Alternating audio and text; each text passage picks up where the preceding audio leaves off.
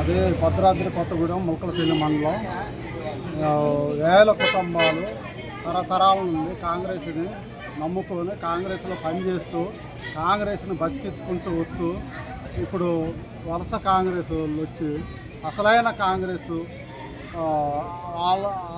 కాంగ్రెస్ని తొక్కేస్తారు.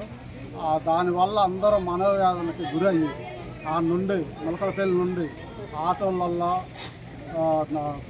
కొంత దూరం నడుచుకుంటూ వచ్చి భద్రాచలంలో అంబేద్కర్ బొమ్మకి పూలమాల వేసి అంబేద్కర్ గారికి ఒక వినతి పత్రం ఇచ్చి రాములవారి గుడికి వచ్చి